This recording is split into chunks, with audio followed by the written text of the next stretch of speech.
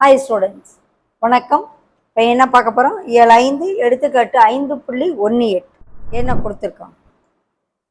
ஏங்கிற புள்ளி -3 6 மற்றும் பிங்கிற புள்ளி 1 -2 ஆகிய புள்ளிகளை இணைக்கும் கோட்டை புள்ளி பிங்கிற புள்ளி -2 4 என்ற புள்ளியானது உட்புறமாக பிரிக்குது. அது என்ன விகிதத்துல பிரிக்கும் அப்படின்னு கேட்குறாங்க. அப்ப விகிதம் எம் என்னன்னு எடுத்துக்கிட்டு எம்என் கண்டுபிடிக்கும். இந்த பியினுடைய ஆயத்தொலைவு கொடுத்துடுறாங்க. ஸோ முதல்ல அந்த உட்புறமாக பிரிக்கும் சூத்திரத்தை நம்ம எழுதணும். ஏ -3, 6 மற்றும் பி 1, -2 ஆகிய புள்ளிகளை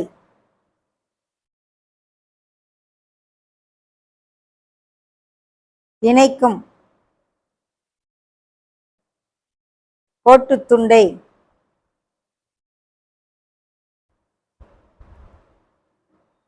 m/n என்ற விகிதத்தில்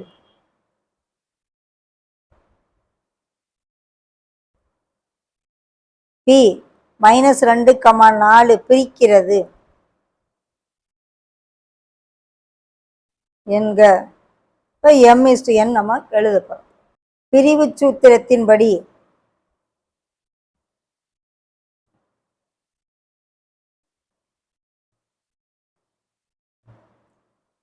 P = என்ன ஃபார்முலா? பிரிவு சூத்திரம் mx2 + nx1 / m + n,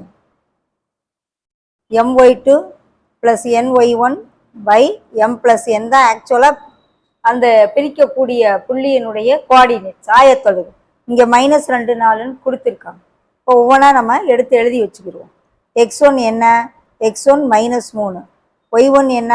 6, x2 என்ன? 1, y2 -2. இது xy கொடுத்துருக்காங்க. mn தான் நம்ம கண்டுபிடிக்க போகிறோம். இப்போ இதை x, yன்னு வச்சுக்கிடுவோம். ஓகே. இப்போ -2, 4 = P, m தெரியாது, x2 n x1 / m + n, அதே போல் m y2 + n y1 / m + n. இப்போ x ஆயத்தொலைவு y ஆயத்தொலைவு தனித்தனியாக ஈக்குவேட் பண்ணுவோம்.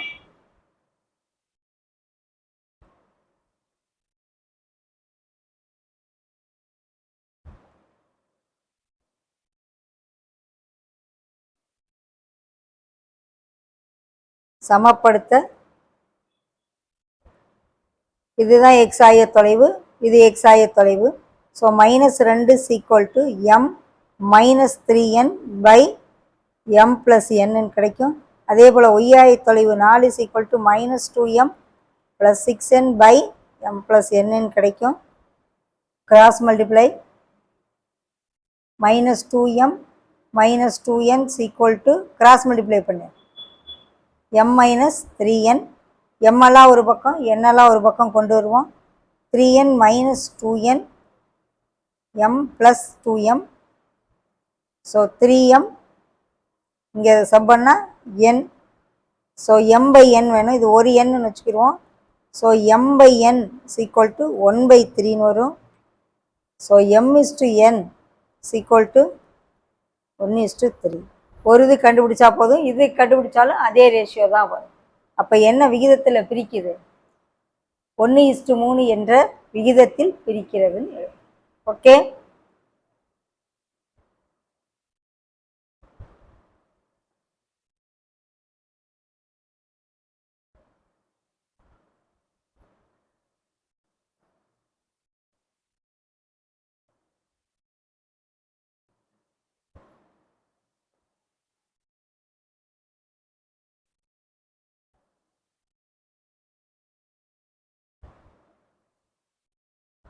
கரெக்டாக m/n எழுதணும்.